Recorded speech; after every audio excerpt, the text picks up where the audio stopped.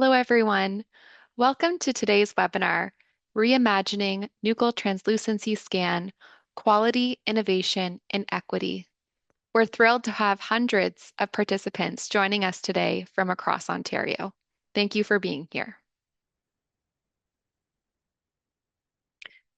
Before we begin today's webinar, we acknowledge that Bourne, Ontario, hosted at 𝗕𝘂𝗿𝘄, is located on the traditional, ancestral, and unceded territory of the Algonquin and Anishinaabe Nation.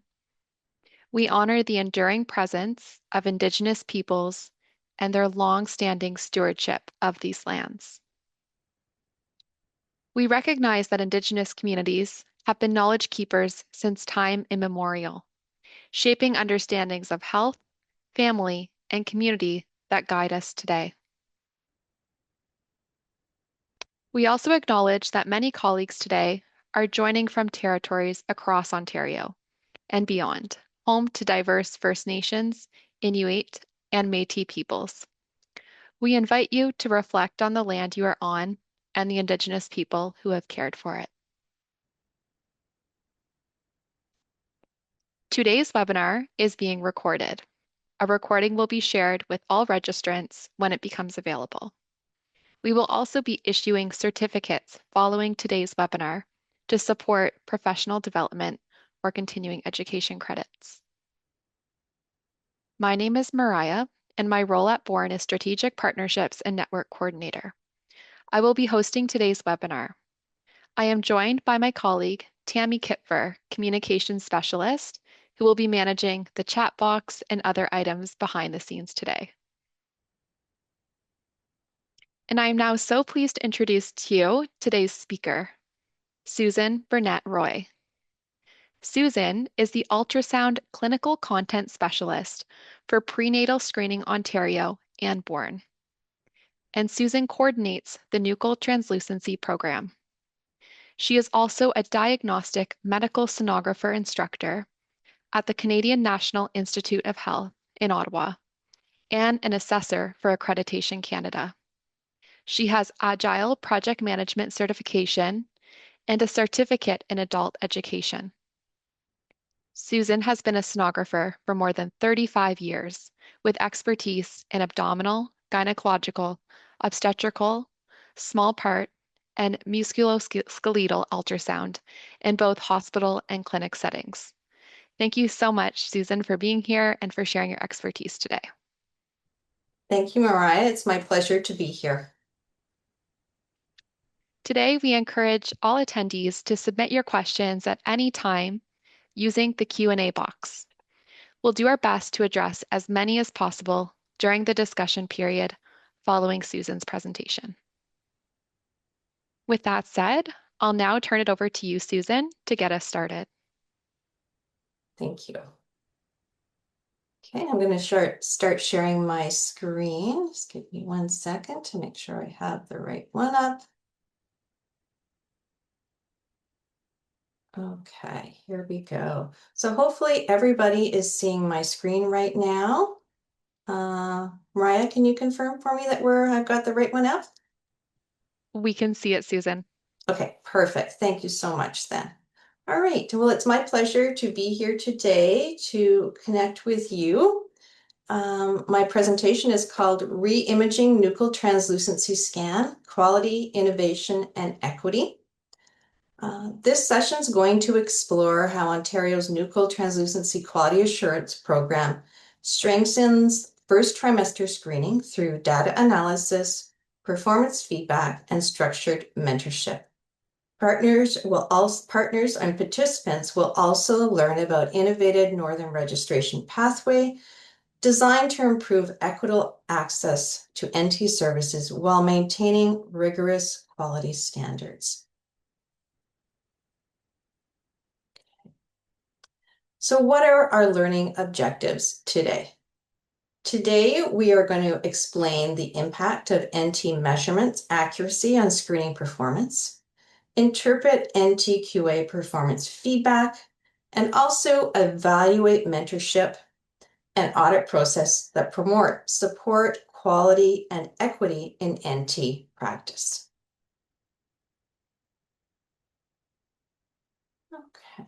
There we go.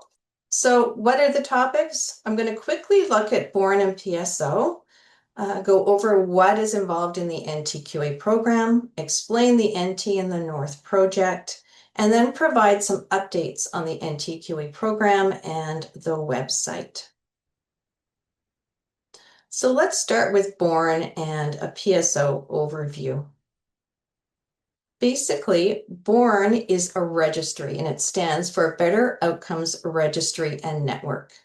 So it has been granted registry status, which allows it to collect, use, and disclose personal health information without consent, basically to facilitate or improve the provision of healthcare.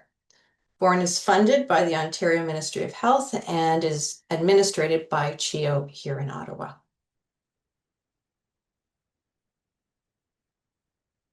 So what is Prenatal Screening Ontario? It's housed within Born and was created to oversee prenatal screening services in Ontario. So some significant facts that go with that: there are more than 100,000 pregnancies that are screened annually in Ontario. We screen for 2 conditions. Right now, there are almost 1,600 sonographers registered in the Nuchal Translucency Quality Assurance Program. Now, PSO has a mandate, and I'd like to explain how it applies to the NTQA program.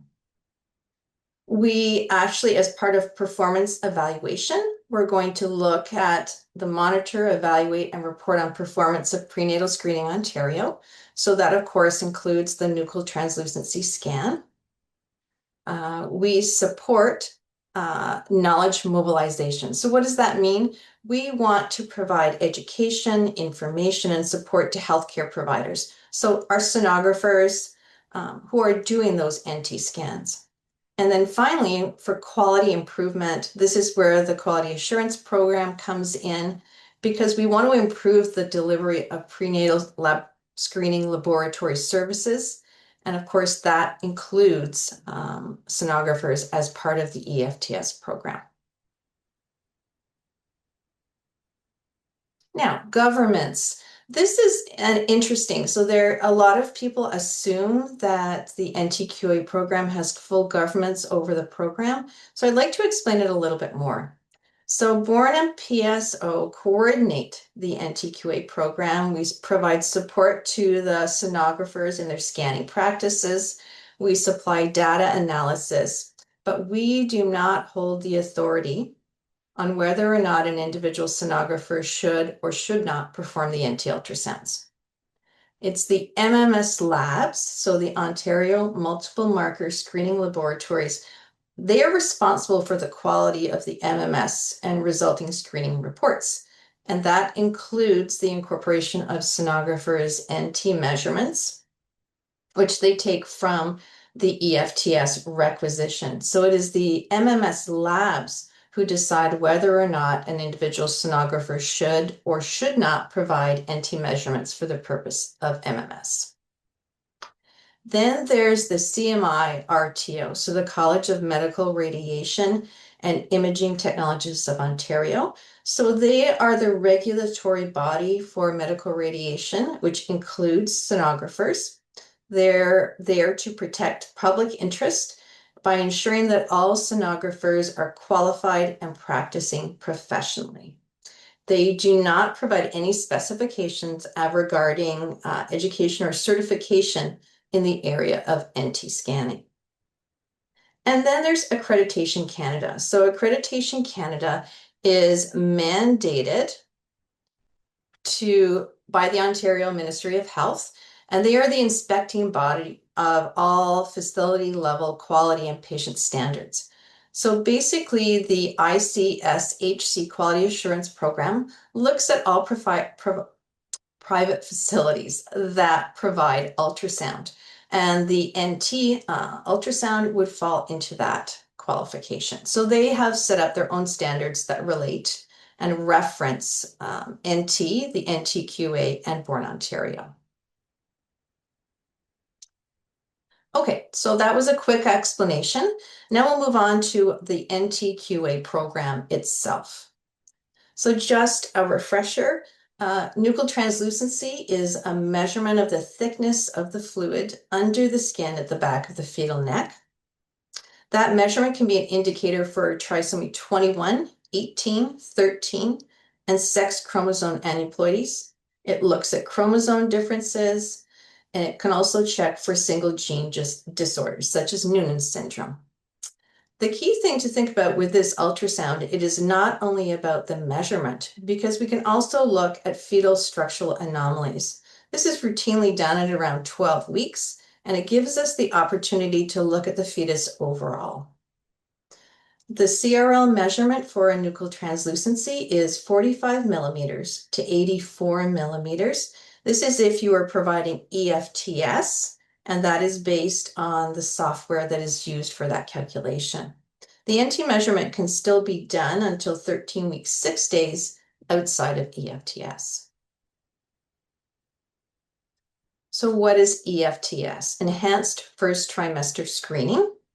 This involves the CRL and NT measurements along with blood work. So this is done after the NT ultrasound, ideally the same day, but it can be done up until 84 millimeters CRL measurement. The labs put together the NT measurement with the serum biochemical markers, the blood work, and maternal age. And that helps to determine a risk value for trisomy 21 and trisomy 18. Now, the key thing to think about in all this is that the NT measurement is the most heavily weighted factor in the equation. So basically, what it means is accuracy is very important. Okay, CRL imaging. This is something that I am also putting a lot of emphasis on these days. When you're looking at your CRL, you have to remember that is actually part of the biometric measurements. Okay, so once you have your initial dating scan, and they use the CRL for that, that is going to give you a due date. And from there and after, all of the testing and screening is based on that CRL measurement and the determined gestational age. So accuracy can affect a large number of things. When you are looking at your CRL imaging, there are set parameters that we have to look at. And you can see from this image that we need to see the mid-sagittal view. That's a certain position. It has to be horizontal, a neutral position, clear definition of the crown, so the top of the fetus, and the rump, so that the end of the fetus, accurate caliper placement, and good magnification. Now for NT imaging, we also have set parameters, very similar to our CRL images. So obtaining that mid-sagittal plane, we want appropriate magnification so we can see the NT very well. We have to have a neutral position, and caliper placement has to be accurate. So all of these areas are defined by the FMF, which is an international organization. So let's look at those actual measurements. You can see where the calipers have to be placed is very precise. So the inner portion of the caliper has to sit right on the inner portion of that NT border. Basically, what we're emphasizing here is precision and accuracy. So what does it mean then if there's an error? What if we're not measuring correctly? So let's look at 0.5 millimeters. What's the significance of 0.5 millimeters? So this can actually, if you have an error or a difference of 0.5 millimeters in the NT measurement, you can actually affect the risk calculation for EFTS. So if we take a look here, you can see we use those measurements for EFTS in Ontario, and it's a systematic program. So what that means is an error can change the outcomes of the actual results that are presented. So you can have increased false positives, and that's where the measurements trend higher. And then you can have missed high-risk cases. So this is where the measurements trend lower. So what does that actually mean? So if there's an increased NT measurement, that tells us that there's an increased risk or chance for Down syndrome, certain genetic conditions, and congenital anomalies. As the NT increases, the chance doesn't rise gradually, it increases sharply. So basically what that means is a change of just 0.5 millimeters can significantly shift the estimate. That's because our NT measurement isn't used directly. It's converted into a value that feeds into a larger screening algorithm. So having an increased NT measurement affects follow-up testing, patient counseling, and clinical decisions. Even those small measurement inconsistencies can impact outcomes across an entire program. So higher measurements can increase false positive, as I mentioned. That means that people are flagged as having an increased chance for congenital anomalies when they don't actually have that. And then lower NT measurements can miss pregnancies that actually have an anomaly. So this is where the precision, the appropriate training, and quality assurance are critical. Remember that the NT measurement, it's not just a number, it's actually a multiplier. So that brings us to quality assurance. Any quality assurance program has goals. And I actually took this from the AIUM about quality assurance programs in general. You can see that competency verification is one goal, and that's where we want to make sure that the personnel, so the sonographer, has the necessary skills and knowledge to perform an exam. We want to make sure they have the appropriate training and continuing education so that they are always up to date in technology and protocols. Consistency and importance, we want to make sure they're establishing standards and following those established standards to have a consistent performance record. We want to reduce errors. We want to adhere to best practices. So that means following and making sure you're compliant with current guidelines. And then documentation and accountability. So we actually, in the NTQA program, have a documentation process. So when we assess images, we look for personal performance and quality. And that affects not only the individual, but your team as well. Okay, so how does that relate to NTQA? How does that relate to our program overall? So basically, when you think about NTQA, you have to think about a standard level of quality. We want to maintain that standard level across all NT measurements that are submitted for prenatal screening. How do we do this? We have a rigorous application process, which we have recently updated, and I will talk about that after. Once you've been accepted into by the MMS labs, you become part of the NTQA program. Now, in order to provide quality assurance, we do have two steps in that. We perform curve reviews. So every sonographer in the NTQA program participates in an annual curve review, which is where the MMS labs look at each individual sonographer's curve. And this allows them to look at the overall scanning habits for that sonographer. If they identify a sonographer that needs assistance, then I can step in and provide image reviews. So basically, this is going to provide more specific information about scanning habits, and it can allow the sonographer to adjust their scanning technique and improve the image quality.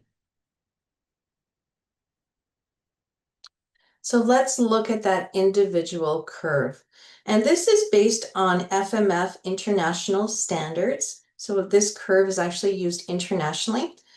If you look at the curve, you can see that the thick blue line in the middle is the medium that is set, the standard that is set by the FMF.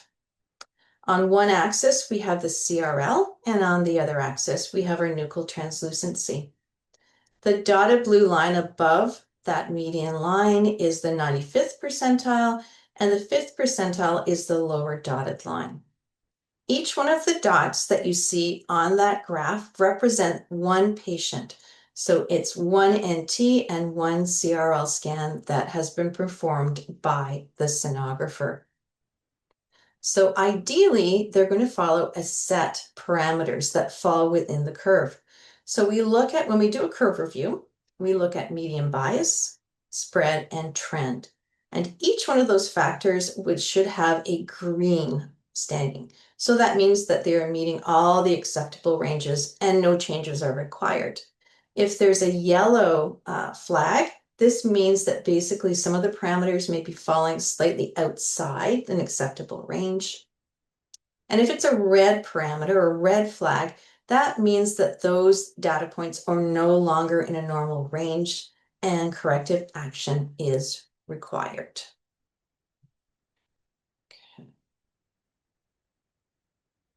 So how do we provide assistance to our sonographers? How do we help them with this process? Every sonographer has access to their own individual curve. They can go in at any time and review it. And we encourage our sonographers to go in at least twice a year just to make sure that you're still meeting those standards. Then we also have information. So we have PDFs available that provide information about how to interpret that curve that you're looking at, tips and tricks that you can provide in order to improve your images. So for example, how to perform a proper CRL. We give information about completing the multiple marker requisition. So that screening requisition, it's really important to complete it accurately and fully fill out the application. And we have that information available on our website as well. So that's part of the mentorship process. We also encourage sonographers to perform their own self-review or self-audit. So we have these NTQA image review quality assurance charts. So by being proactive, a sonographer can take a look at their images and then they can actually perform their own check. Okay, did I meet all of these parameters that is on the chart itself? If they didn't, then they can take action to correct that. On the charts themselves, there is also sample images, so they can easily reference what exactly is being looked at. So basically, when you're looking at the NTQA program, we want to make sure that the sonographer has the knowledge and skills to perform a high-quality scan with accurate measurements. Knowledge is a treasure, but practice is the key to it. So through quality assurance, we can ensure that that practice continues to make progress as we move forward.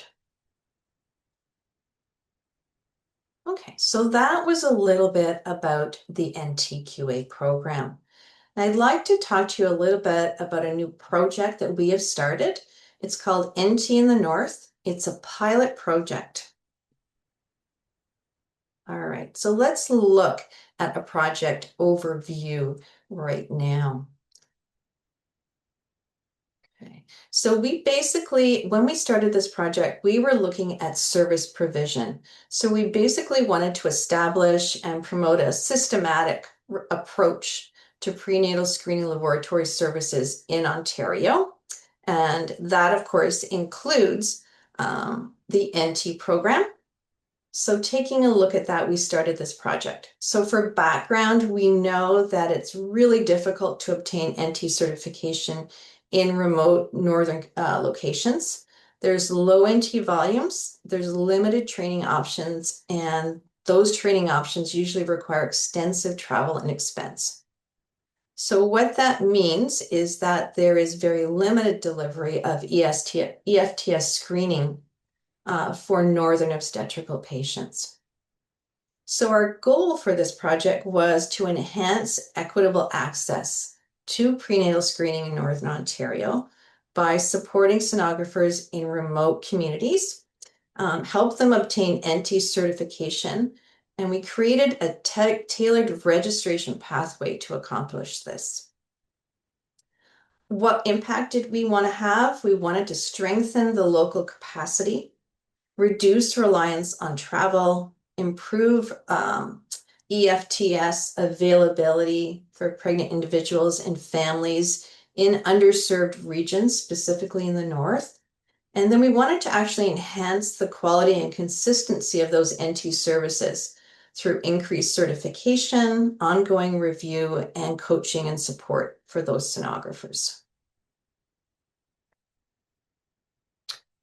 So we set a scope for the project. It was by invitation only.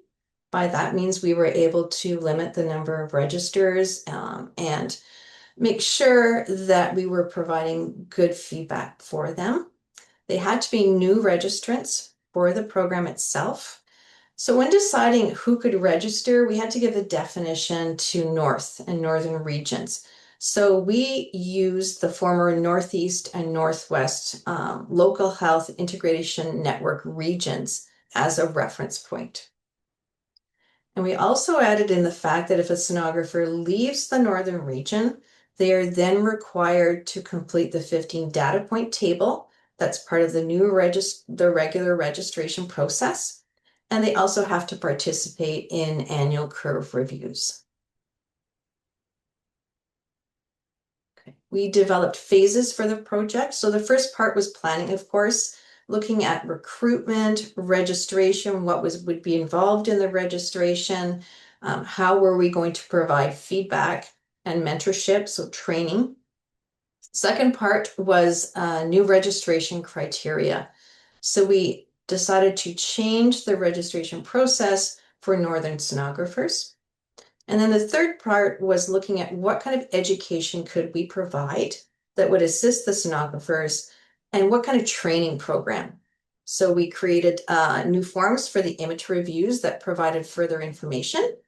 And then we looked at telemedicine. So basically, how were we going to offer that training? Okay, so the new registration process. Currently, the full registration process involves registering and submitting 15 data points to the MMS labs for review. With the registration process for the Northern program, we asked that the applying sonographer obtained the FMF theory certificate. They completed the application form that was available online, and then they added in that they're in a remote location. So this gave the MMS labs access to the knowledge that, okay, we're going to give them a conditional NT number. Once they had received that NT number, I sent them educational material. So they received an educational package, and then they could start their NT scanning. So for each NT scan that they performed, I provided an image review and feedback that they could use moving forward. Where we were able to offer telemedicine sessions, there was even more of a hands-on effect because we were doing that live feedback as the sonographer scanned. Once the sonographer had obtained images that fully met the FMF criteria and had 3 sets of images that they were very content with and they felt confident in their scanning abilities, we submitted those images to the reading radiologist for a final approval, and then we notified the MMS labs that the sonographer had fully completed the training process. So what did we include in that education? It was quite a detailed education package. There was a recorded webinar. We had a PowerPoint of PDF with notes attached to it. And then we also had some reference PDFs. We gave them an image checklist, guidelines for image optimization, how to perform a CRL, how to upload images for review without involving PHI, how to interpret that curve, how to complete the requisition, and also we provided information about probe manipulation and different scanning techniques. So with the training, we performed image reviews in detail. I could meet with the sonographers, go over the images as well, and we could have a discussion about it. And we were very fortunate to also have the opportunity for telemedicine. So this is where the facility collaborated with Philips. We had collaboration live. There's multiple locations in Northern Ontario that actually have Philips Epic machines. The sonographers could use equipment that they were already familiar with and comfortable with the scanning. And then I could actually log on when they were scanning and provide remote training as well as assistance as the scan occurred. So just to walk you through what the steps are in this. So basically a scan was scheduled. I logged into the system. You can see me on the bottom right-hand corner there. And then the sonographer provided me with access to the actual scan itself. So you can see that the patient name is hidden for confidentiality. There was we had a webcam set up so I could have a live view of the sonographer scanning the patient. So it enabled for tips and tricks about angling the probe differently, a different position potentially. The patient was aware of the whole process, and I was able to see the live scan as it occurred. The sonographer was able to see me. And then we were also able to send messages. These messages were not visible to the patient. So it provided me with the opportunity, if it was a technically difficult scan, for example, we could comment on that as well. So this is all occurring live, and it was really beneficial. Now, of course, with any pilot project, there's always challenges and constraints. We didn't have some cultural and systemic barriers. Getting approval from facility management can actually be quite a long process. So we had to factor in that. If we were going to use the telemedicine option, we needed good Wi-Fi. We had to have extra booking time for scans during the training. So that had to be communicated to the facility itself and approved by management. And then, of course, if we were going to use telemedicine, there was some costs involved for the software itself and the support system. So basically, what did we find out? How were we going to collect data and evaluate the project overall? So we did have the actual image audit tracking that was available for sonographers. Quantitative evaluation, so we could look at the number of new registrants overall compared to the number of new Northern registrants in a 1-year period. And then we could also look at the number of NT scans performed in the North since the start of the project compared to previous years. And we already know just from general feedback that the number of EFTS scans has significantly increased because of the project. Qualitative wise, we looked at a feedback survey for sonographers. We wanted to make sure that they were satisfied with the knowledge and training that they received, that it improved their confidence, and that they felt competent by the end of that training process. So some early outcomes. We have 8 locations participating. So you can see them listed here: Temiskaming, Moose Factory, 𝗕𝘂𝗀𝘁, Espanola, Hornepayne, Smooth Rock Falls, 𝗕𝘂𝗀𝗀𝘁, and Thunder Bay. And then starting now, we have also added in Kenora, 𝗕𝘂𝗀𝗁𝗕, and Elliott Lake. So far, we have 14 participants, 5 of whom are now fully registered. 1 location has collaboration live, so this is the telemedicine, and this is Temiskaming. From June to October, when we started the pilot project, we provided 30 training sessions, and those are still ongoing now. The sonographers have become fully registered. We've completed 4 surveys, and overall there was really positive feedback on the registration process, the education, and the skill enhancement that was obtained. I was also able to provide a presentation at Sonography Canada's conference last year and get feedback from that presentation as well. So this is our NT map, and it's been blown up. The NT map itself is on our website, and it allows patients to locate facilities near to them that offer EFTS or NT scanning. So when we looked at the NT map, we could see that the northern communities had very limited availability, as you can see from here, and what was available was very spread out. So we were actually able to add quite a number of facilities. So there's Temiskaming that I mentioned that is part of the telemedicine project. Then we also added in 𝗕𝘂𝗍𝘁. Cochrane added another location because of that. Moose Factory, we trained 2 sonographers, so they have 2 locations that can now provide EFTS. Smooth Rock Falls is providing EFTS. Elliott Lake is starting. 𝗕𝘂𝗀𝘁 has started. And Dryden and Kenora are in the process of starting as well. So if you look at the map overall, we've been able to provide access to a lot of communities in the northern region spread across that entire area, which was great.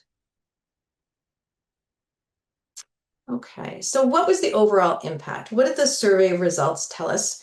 Well, the sonographers said that they absolutely felt that the registration process and the criteria helped them obtain registration more easily, and that they would recommend this to other northern sonographers. So talking with some of the facilities, some feedback that we got, Temiskaming is already seeing the benefits, and they felt that the real-time support from Bourne was really helpful during the live scans.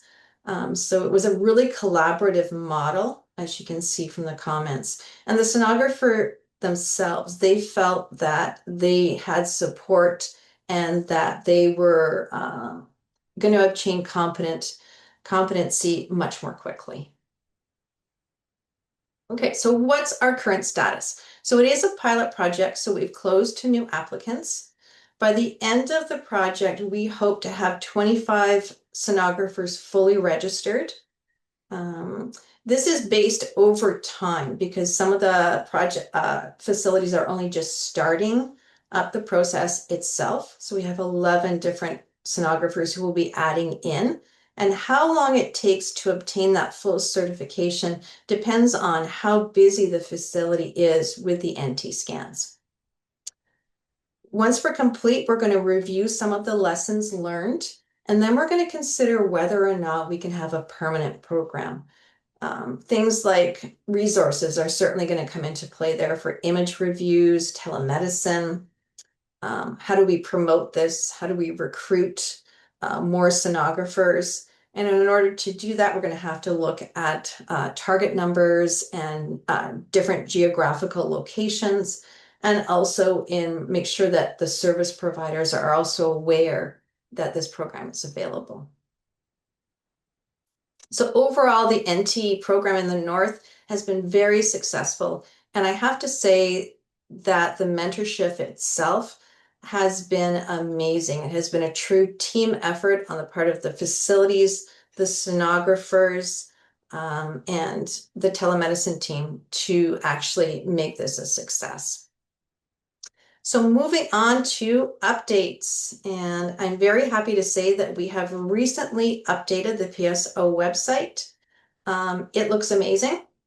We now have icons that you can easily click on to obtain information. So it talks about how you register, how to log into BIS, how to access your performance data.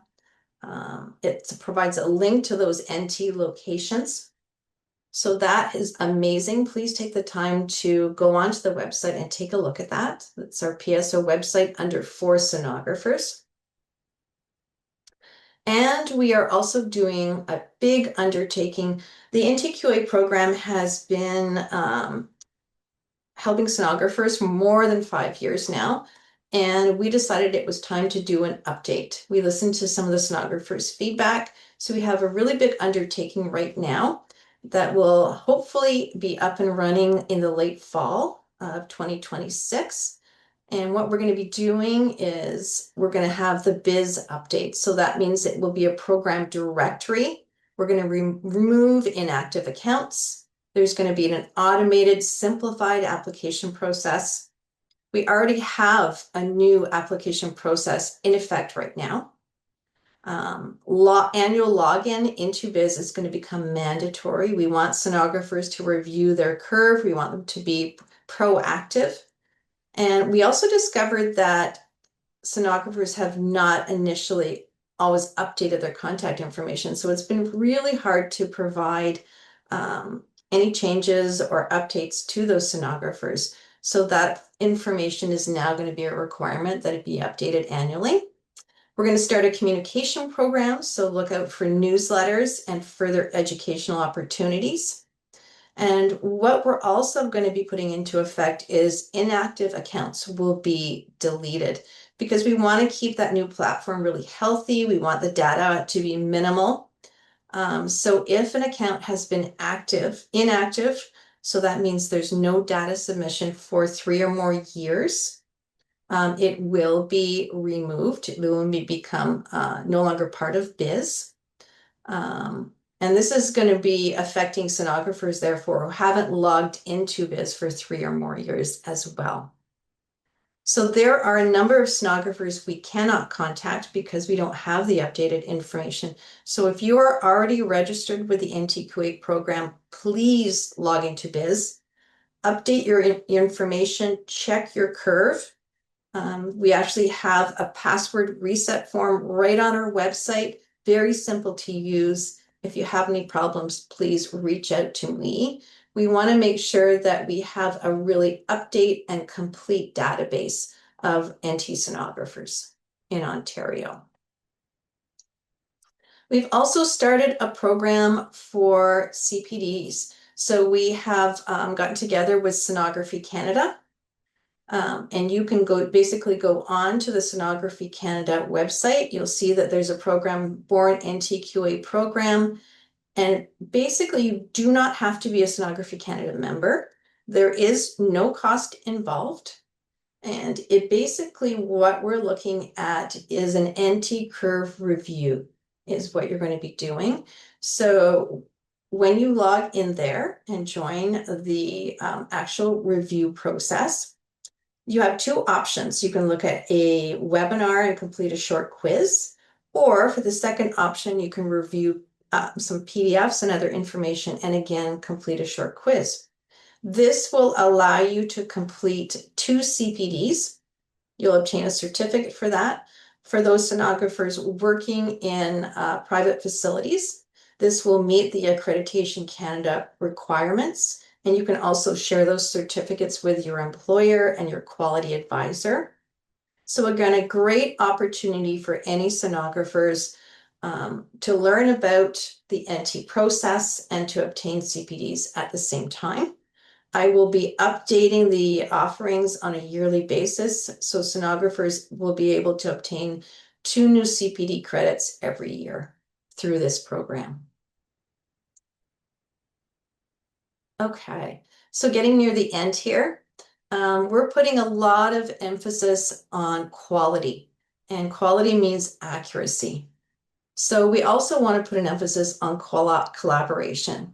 So this means collaboration for radiologists and quality advisors, because they're the ones who are actually interpreting these images, providing a diagnosis, providing that final report. So they actually have the legal responsibility for diagnosis and communicating findings. And then there's the collaboration with the sonographers, because we want them acquiring those high quality images that meet the protocols. Okay. So we know that it's the radiologists and quality advisors who actually are overseeing the sonographer's performance. And we'd like to have them more participatory in the actual feedback process itself, because overall, the goal for all of us is we want to maintain those standards, high standards of practice in medical imaging, especially the NTQA program. So put it together. You've got that sonographer's knowledge and skill in image acquisition combined with the radiologist's interpretation, and that's going to improve our quality assurance. So it's going to improve the quality of care, and it's going to provide a better check and balance system overall. So that's what we're really working really hard on right now, is reaching out to people. We want to engage with everybody. We want to improve communications overall. Okay, so in conclusion, I think as sonographers and medical professionals, we want to provide quality. And that means we provide quality for every patient, for every scan, every time. And how are we going to do that? So we need to have expertise. We need to have consistency, precision, integrity is important, accountability. It's your own work that you're doing, trustworthy. And of course, that way we're going to have a great relationship and providing that quality care to our patients, which is so important. And that's going to have an impact on the overall medical community as well. All right, so that completes my presentation today. Thank you so much. I've listed my contact information here. We also have availability on the website. You can take a look for information there, and I would be happy to answer any questions now. So I'm going to stop sharing. Wonderful. Thank you so much, Susan, for your presentation, for speaking about the importance of the accuracy of the NT measurement, the NTQA program, and the expansion into the North. We have several questions in the Q&A. And to start us off, I'm going to ask what led to some of the changes in the NTQA program? Basically, we noticed that any program should do an evaluation on a regular basis of where they're at, the service that we're providing. So past the 5-year mark, we started taking a look at that. And then what really prompted the change overall is updating things, providing better service to our sonographers became a key focus. And when the FMF program changed, they no longer provide image reviews. That changed our registration process for our sonographers. So that was our initiative. How can we help our sonographers with their scanning, making sure they're doing accurate work and that they're getting the support that they need? Great, thank you. And in your presentation, you shared some training materials that were developed for Northern sonographers. Are these available for other techs? Absolutely. Yeah, I am more than happy to share those. We are considering in the future actually making those available on our website. We're not there yet. It's still a work in progress, but anyone is welcome to reach out to me. I'm more than happy to share that information. Great, wonderful. And there's a question here around how to label twins when examining for NT. Do you have any guidance for this? So there are new guidelines that are currently out there, issued by the ISUOG. I actually recently attended a presentation on that. We used to go by the presenting fetus. Now they're actually looking more at the fetus's position when you label them. So that information is available. I'd be happy to share that article with anybody who wants to reach out on that.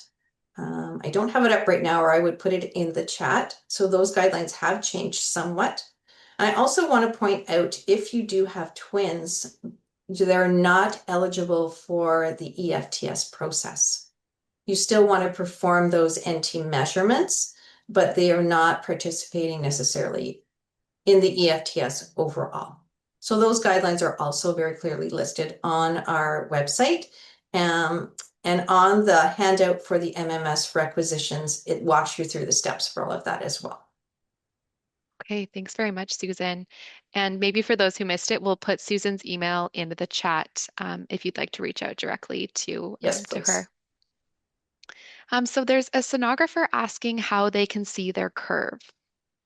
Okay, so this is a great question. I strongly encourage sonographers, please log into Biz and look at your curve. So if you are registered, so you have an NT number, then you have access to that curve through Biz. So that's the Born Information Service system, sorry, and you should have a password. But if you look on our website, okay, it actually walks you through the steps of logging into Biz and looking at your curve. And if anybody has any trouble, they are more than welcome to reach out and I will walk them through the process as well. Great. Thanks, Susan. And is there a time limit for sonographers to submit their 15 data points from when they get their certificate with FMF?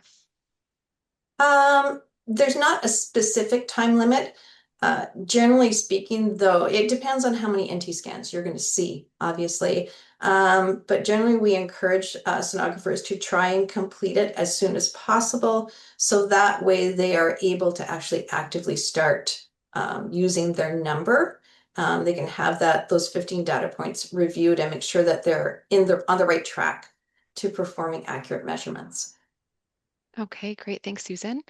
And are sonographers required to submit 3 NT images to be audited each year? No. They are not. So what has happened is the FMF actually have a new website.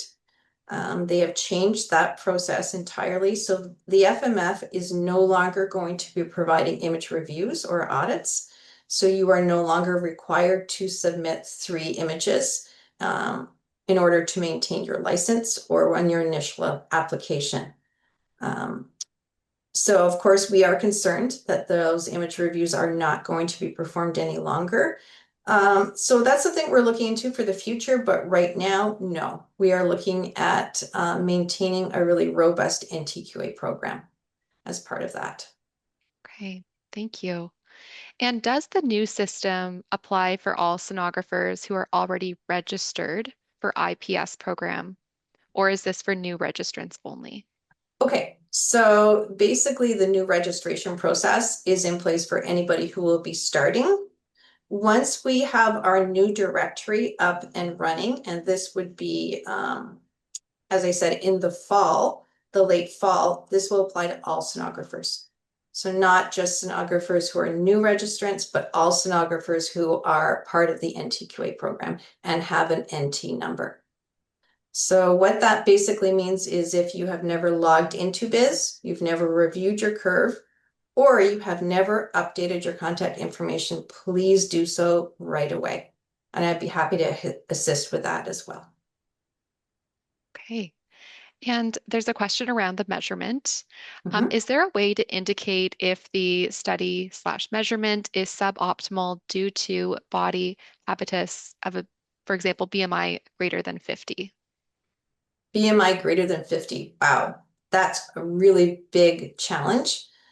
So the way you can't really indicate that specifically. I mean, there are indicators on the image itself, but when you're assessing your image, the key thing is, do you feel that that image meets the basic requirements for the FMF?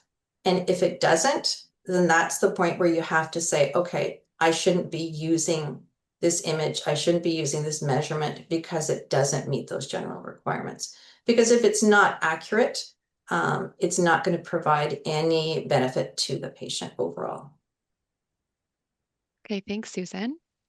And do you have any suggestions for keeping the MFM licensing up to date? What would happen if it were to expire? Okay, so they have changed that process. The FMF has changed that process. You are now required to go in and complete a review of the initial theory certificate. You don't have to redo the entire thing, but they do require you to go in and review the actual video. They're still updating that process in itself. So keep your FMF certificate by regularly logging in and checking for updates. For us, once you have that initial FMF certificate, we are happy with that. You've had that training and we're building on it through the NTQA program from there. Great, thanks, Susan. And there's a question around the form. When filling in the form, can we use our initials and not write our entire name and signature? It seems that some forms vary with what's requested. I would always write your full name for sure. Yeah. You can write initials. So for example, SR, there's a lot of SRs out there. And there's also potentially an SR if your writing is not clear. For example, for your NT number, there could be confusion, and that could delay the processing of the actual EFTS itself. So it's much better just to write out your name fully, make sure your NT number is really clearly articulated so that we can read it easily. Great. Thanks, Susan. And for the NT program in the North, can anyone join that program? Well, the project itself has closed.